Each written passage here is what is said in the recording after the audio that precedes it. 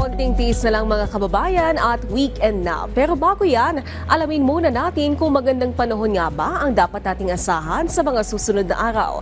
Ihahatid sa atin yan ni Pag-asa Weather Specialist Charmaine Varilla. Magandang tanghali sa lahat ng ating mga tagapakinig at narito ang ulat sa lagay ng panahon ngayong hapon ng Thursday. Southwest monsoon hanggang habagat pa rin ang siya nakakaapekto sa buong bansa. At patuloy pa rin nga ang mga pagbugso ng mga pag-ulan dito sa may Ilocos Norte, Apayao at Babuyan Islands. Samantalang dito naman sa Central Luzon, iba pang bahagi ng Ilocos Region, iba pang bahagi ng Cordillera at iba pang bahagi ng Cagayan Valley ay makararanas naman ng maulap na kalangitan at mga kalat-kalat ng mga pag-ulan, pagkidlat at pagkulog. Dito naman sa may Metro Manila at iba pang bahagi ng ating bansa ay mananatili pa rin may bahagyang maulap hanggang sa maulap na kalangitan at mga pulo-pulong mga pag-ulan, pagkidlat at pagkulog.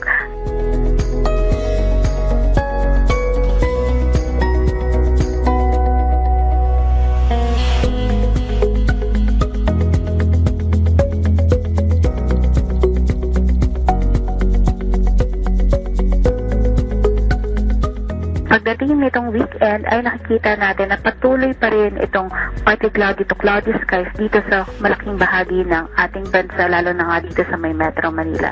At ina-expect din natin na yung mga areas na inuulan katulad nga dito sa may Norte, sa may Ilocos Region at Babuyan Islands ay mas magiging bawas na yung mga pag-ulan na mararanasan nila pagdating ng weekend.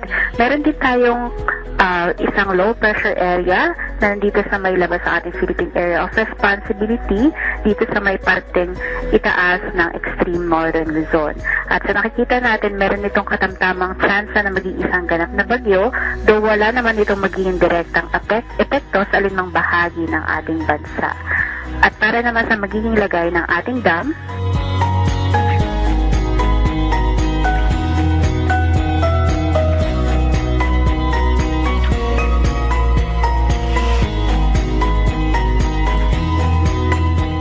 at mula dito sa DOST Pag-asa Weather Forecasting Section, Charmaine Varilla, nag-uulat.